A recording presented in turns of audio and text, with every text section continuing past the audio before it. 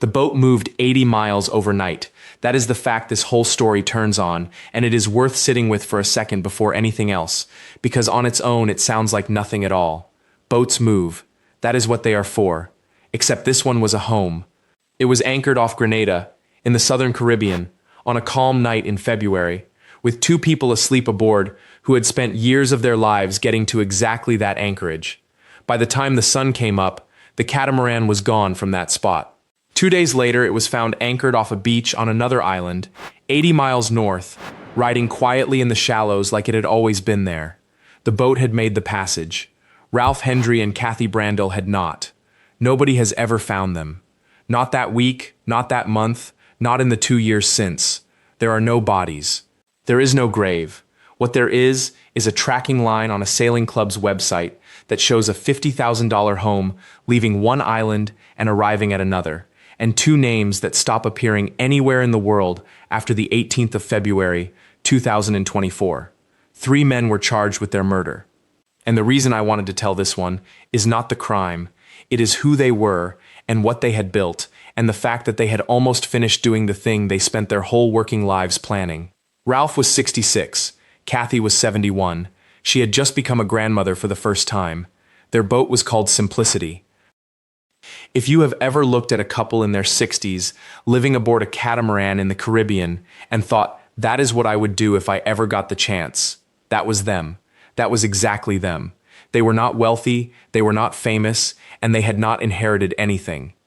They had worked and saved and bought a boat and gone. Simplicity was a 48-foot St. Francis catamaran.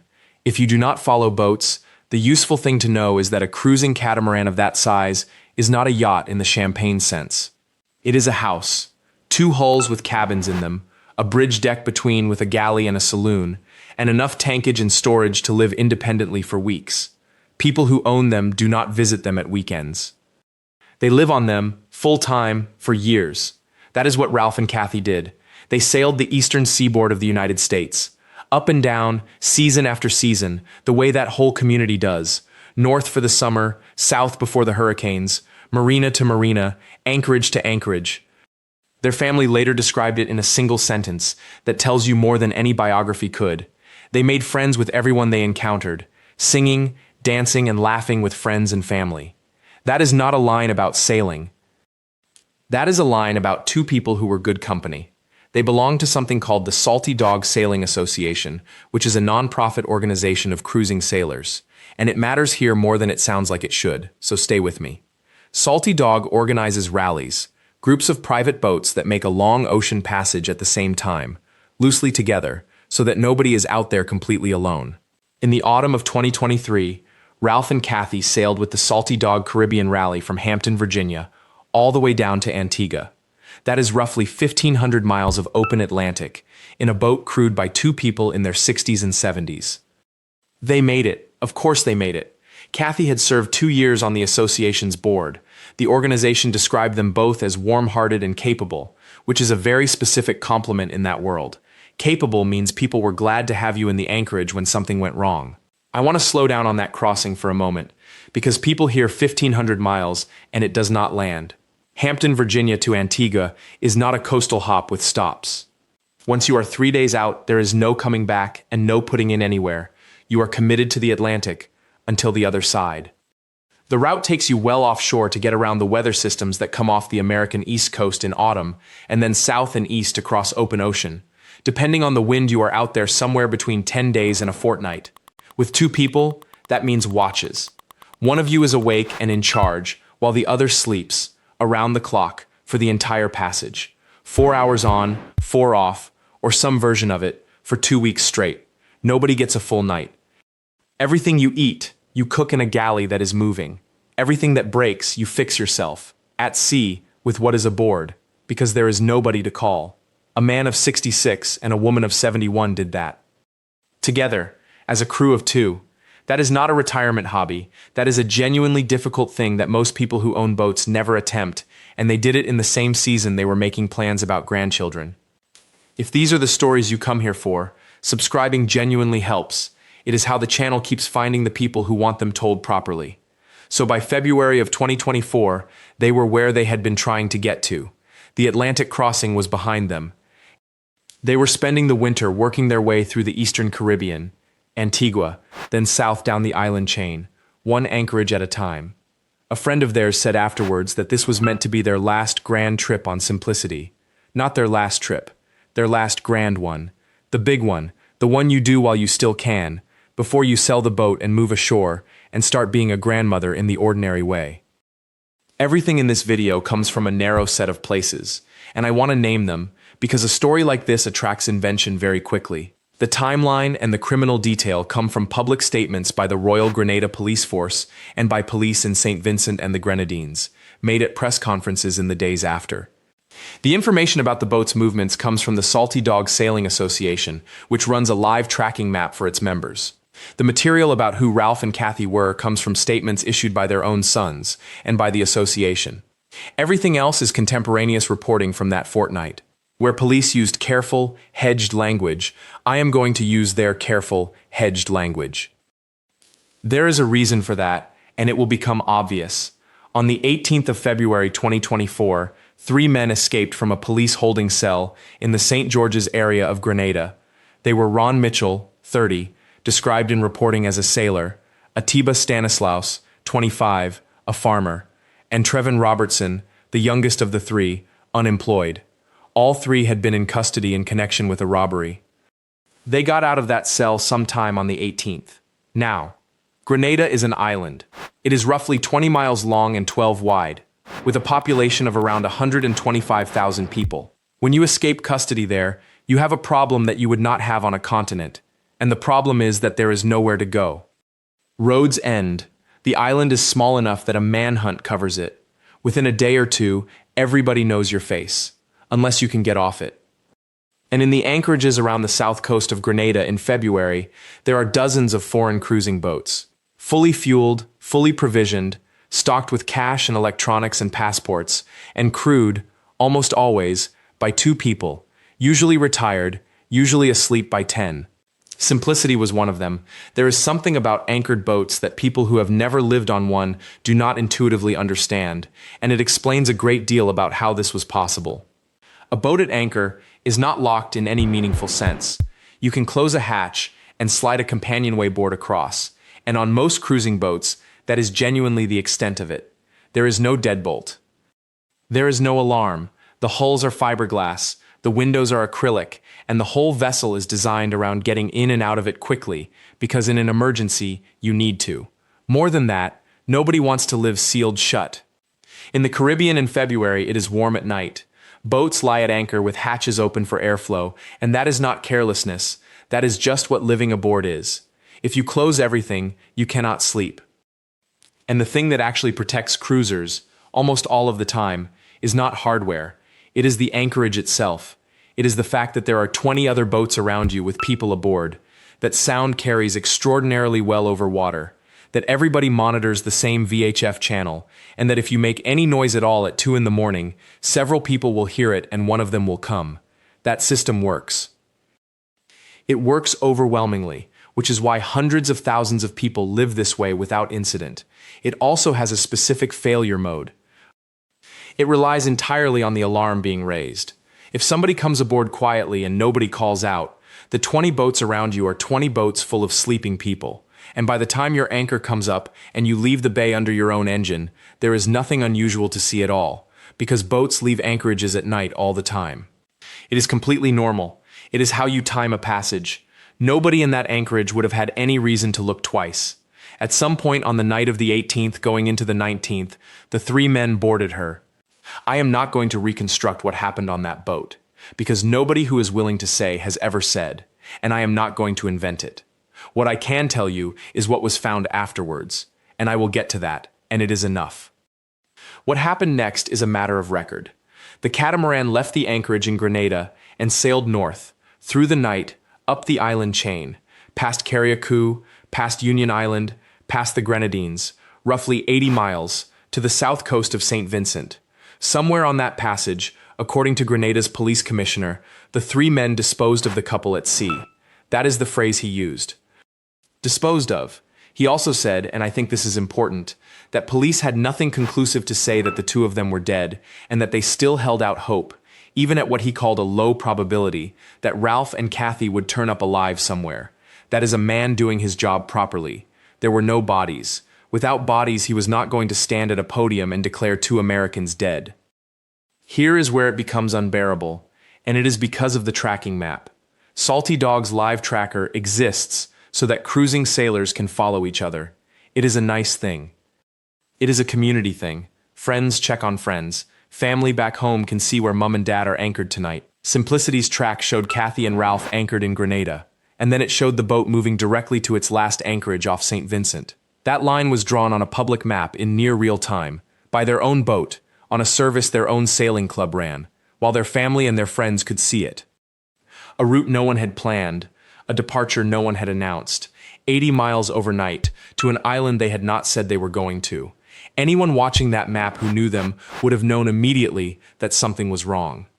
Ralph and Kathy did not do that. Cruisers do not do that. You do not slip an anchorage in the dark and turn up somewhere else without telling anybody, because the entire culture of that community is built on telling somebody.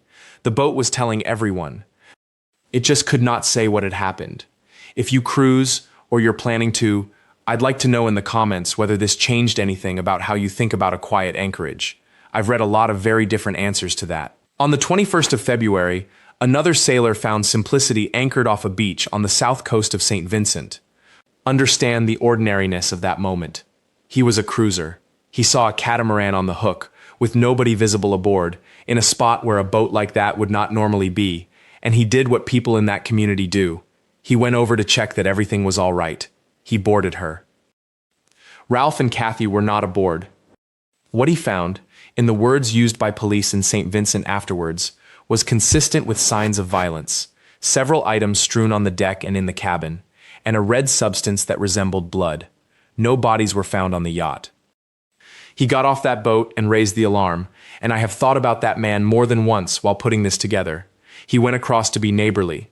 Somebody has to be the first person to understand what they are looking at, and on the 21st of February, in a bay in St. Vincent, that was him. The same day, police in St. Vincent and the Grenadines captured the 3 escapees. Now to the part everybody asks about, and it is the right question, so let me answer it directly rather than letting it sit there. How does anyone actually know that Ralph and Kathy died? They do not, in the sense of proof. That is the honest answer. There has never been a body, an autopsy, a cause of death, or a place where it happened. Nobody has ever been able to say, here is where they went into the water. What exists instead is a chain of things, and every link is documented. 2 people were aboard their own boat in Grenada. 3 men who had escaped custody took that boat. The boat sailed 80 miles overnight to another country. When it was found the 2 people were gone, the interior was disturbed, and there was a red substance resembling blood aboard. The 3 men who were on it were arrested nearby, and in the 2 years since, in a world of passports and card transactions and phone signals and family, neither Ralph Hendry nor Kathy Brandel has left a single trace anywhere. Police in St. Vincent said the couple was presumed deceased. On the 27th of February, their sons, Kathy's son Nick Burrow and Ralph's son Brian Hendry, issued a statement saying they were incredibly saddened to hear that their parents were now presumed dead. That is what it looks like when there is no funeral to have. 2 grown men putting out a written statement, because there is nothing else to put out. And there was a search. Grenadan police said they were still looking, and the water between Grenada and St. Vincent was covered. But consider what that search was actually asked to do. The boat left one anchorage at an unknown hour and arrived at another. Anywhere along 80 miles of open water, at any point across a whole night, is the search area, and that stretch of the Caribbean is not shallow. Between the islands, the seabed drops away into water thousands of feet deep, with a steady westward current running through the passages the whole time. There was no time. There was no position. There was no beacon.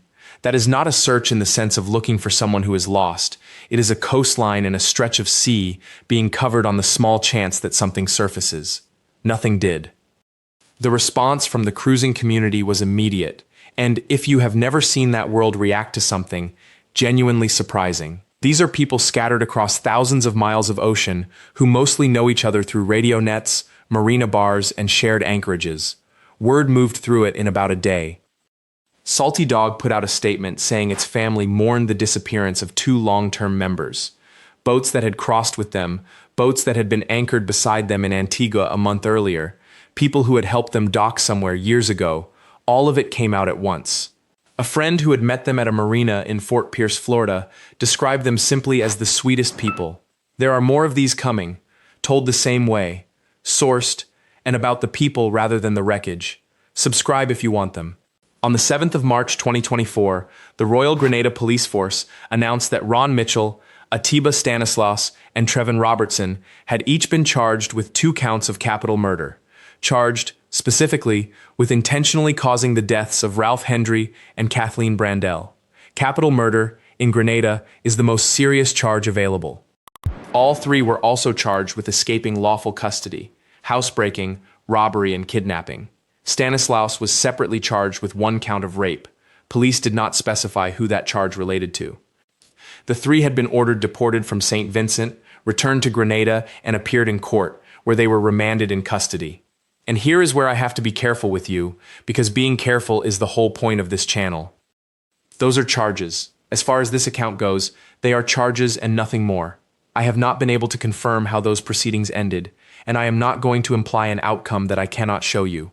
If you know where that case stands now, put it in the comments and I will pin the best source. Everyone charged is entitled to the presumption of innocence, and that includes here. What is not in question is the shape of it. 3 men escaped a cell. A boat that 2 people lived on left in Anchorage that night. It arrived somewhere else without them. That much is on a map. I want to finish on Ralph and Kathy, because the risk with a story like this is that it becomes a story about 3 other men, and it should not be. They were, by every single account from people who actually knew them, wildly good at the part of this that most people never manage. Plenty of people buy the boat. A much smaller number actually go. A smaller number still are any good to be around once they get there. Because cruising in your 60s is not a postcard. It is heat and repairs and bad anchorages and other people's opinions in a very small bay, and the ones everybody wants to see arrive are rare. Ralph and Kathy were the ones everybody wanted to see arrive. That is what capable and warm-hearted means, coming from an association of people who had shared anchorages with them for years. Kathy sat on the board. They had been members from that organization's earliest days. Their sons wrote something after, and I want to read you a piece of it, because it is theirs and not mine. They wrote that we live in a world that at times can be cruel, but that it is also a world of profound beauty, wonder, adventure, love, compassion, caring, and faith, and that their parents encompassed all of those things and more. They said that if they had learned anything from what happened, it was that their parents left this world in a better place than it was before they were born.